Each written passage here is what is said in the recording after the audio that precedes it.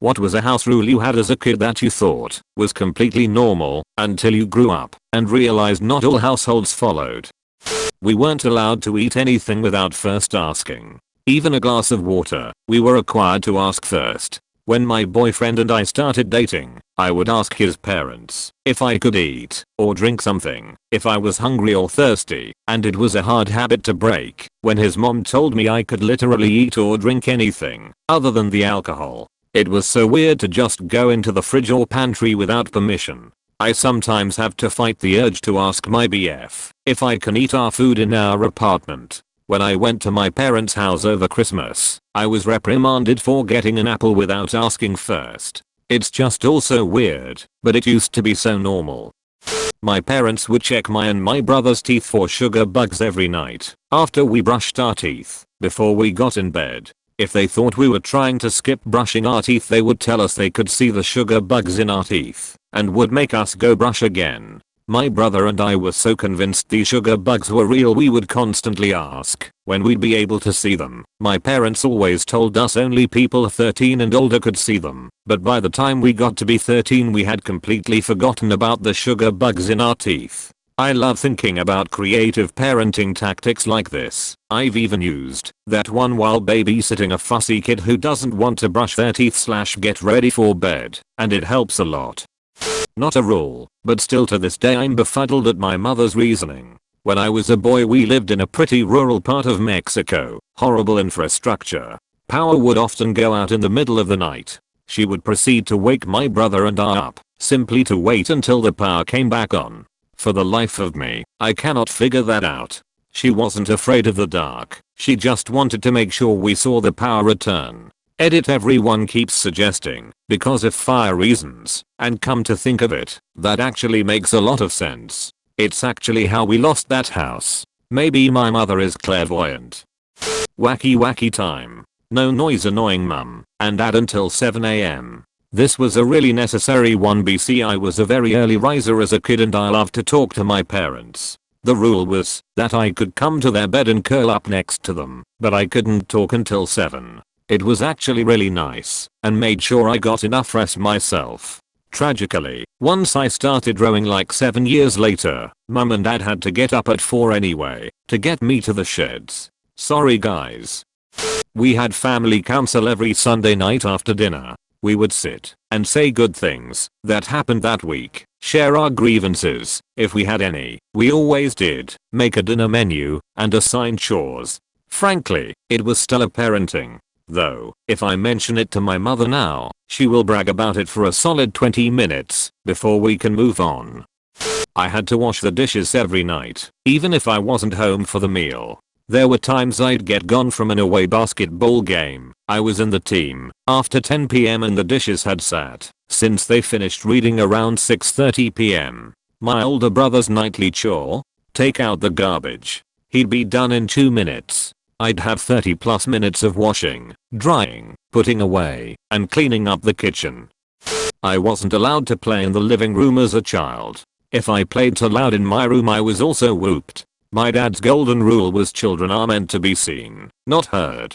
As a result, I allow my children to play anywhere in the house, as loudly as they want, as long as they clean it up. Just the other day my son held a rock concert in the living room with his new toy guitar and amplifier. The music was terrible, but his smile made it worth it. Not being allowed to leave the table until your meal was finished. I remember eating at a friend's house and looking really uncomfortable trying to finish a food I didn't like, only to be told, you don't have to finish it if you don't want to. Mind blowing. This reminds me of a horrible memory I have. My mom was decently poor when I was a kid, so that was the rule in my household as well, but mom was in charge of doling out food.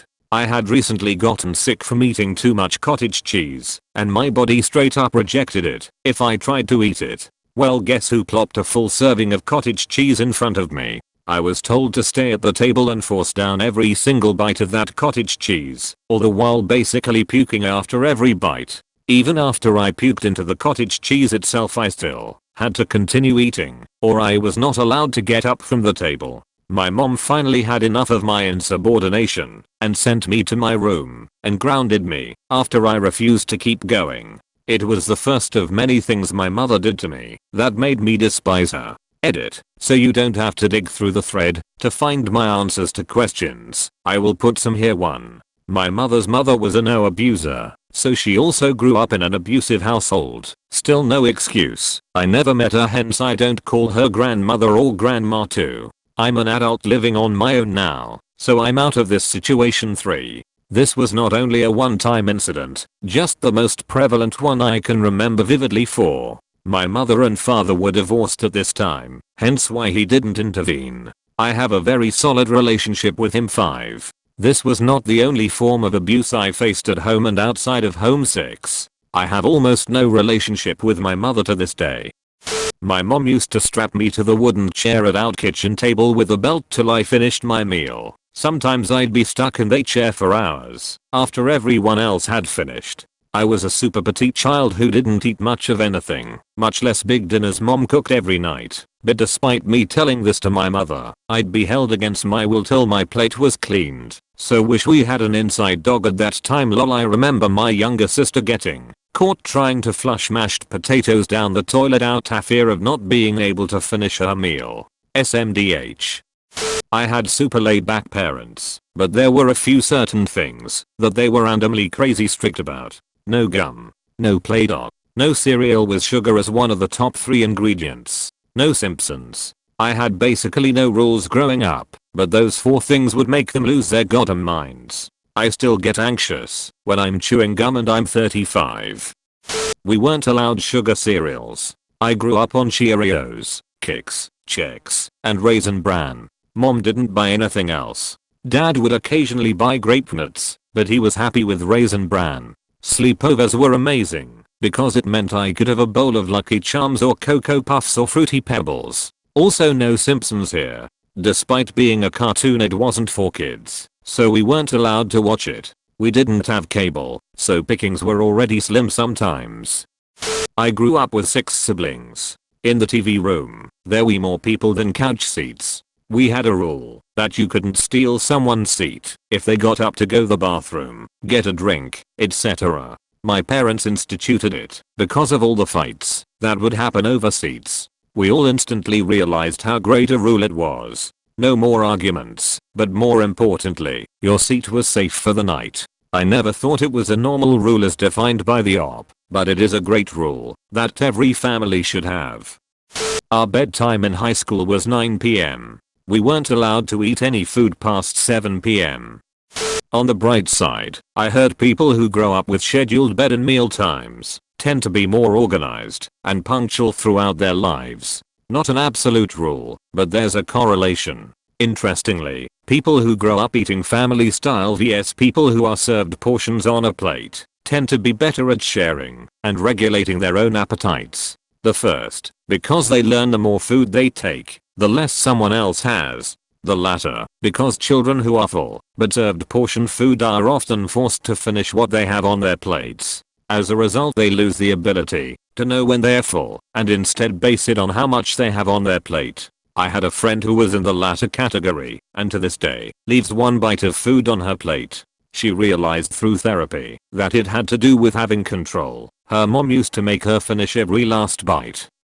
Children are not allowed to speak unless spoken to. I come from an abusive household, and one day my neighbors came by to visit, and I was in the dining room finishing my homework. My stepfather at the time was entertaining our guests when I had decided to enter the living room to grab extra pencils for my homework. The neighbors were about to head back home when I said thank you for coming. It was nice having you today. My stepfather rose from the sofa, grabbed his drink, and threw against the wall behind me. Children are meant to be seen and not heard. Speak when you are spoken to, and aggressively grabbed me by the arm and dragged me into the hallway out of sight. My neighbors the next day asked me if I was okay, and at the time I didn't really understand why, and I thought this was normal all the way up until my junior year of high school.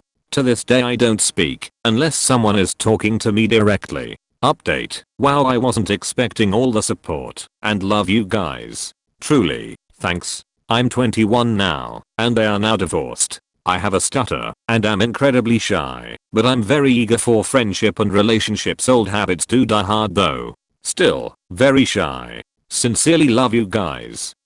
I have the same problem, although not to this severity. When I was growing up, my mother would tell me never to talk at the dining room table or to shut up because she was speaking. She would make me and my sister play outside for hours without supervision, even at the age of 5 or 6, so she didn't have to interact with us. Both parents don't really want me to talk, even now. They just talk over me or interrupt me all the time.